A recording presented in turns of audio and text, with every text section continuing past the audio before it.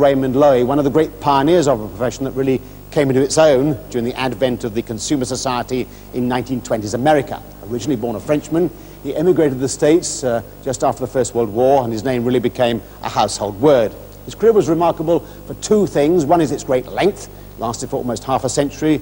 The other was the immense range of products he and his design team worked on, from Coke dispensing machines to refrigerators, oil company signs at one end of the scale to at the other, planes for TWA, Greyhound buses, huge railroad locomotives.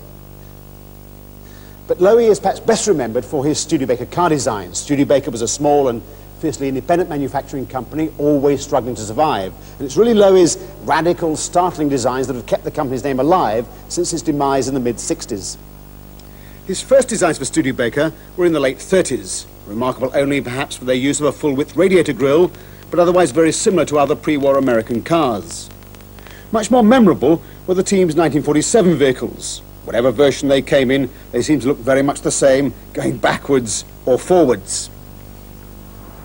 This car is best remembered perhaps for the bullet nose that the Loewy design team added in 1950. Now, the bullet was originally intended for a sports car design, and when wedded to the rounded, somewhat corpulent saloon and coupe bodies, it looks totally out of place. But it's much more to do with American 50s fantasies on space travel and flying. The grille very soon became known as the Spinner, and by far the most popular model was the Starlight Coupe with a long, tapering tail. Now, Loewy was really a stylist rather than an engineering-type designer, and he openly admitted he'd sacrificed the principles of good functional design to achieve a bold, flamboyant, head-turning style, and it still turns heads. Inside the car, the bullet theme is echoed everywhere, on the speedometer and on the magnificent radio set with its own bullet-shaped controls. The car proved very successful and underlined Loewy's belief that Studebaker could only survive by exploiting niche markets.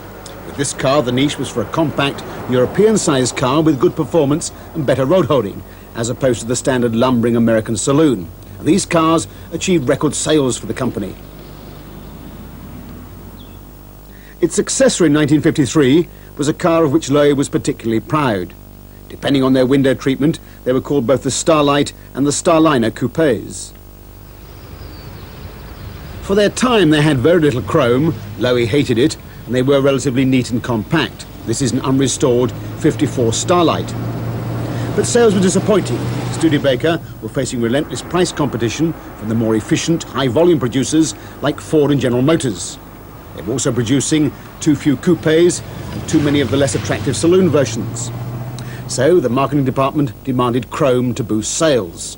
Annual facelifts were then the norm, and the 55 cars had chrome and lots of it. Sales did improve slightly, but the downward slide continued the following year. Although Loewy didn't like the tinsel, the basic proportions of his design had been maintained. Anyway, the car continued to generate business for his design company. Indeed, largely as a result of the car's success, he'd risen to become one of the most widely known and expensive design consultants throughout America. But the great irony was that Studebaker's small margins were being squeezed even further. They weren't making enough profit, and they could no longer afford Loewy. So he and Studebaker parted company in the middle of 1955.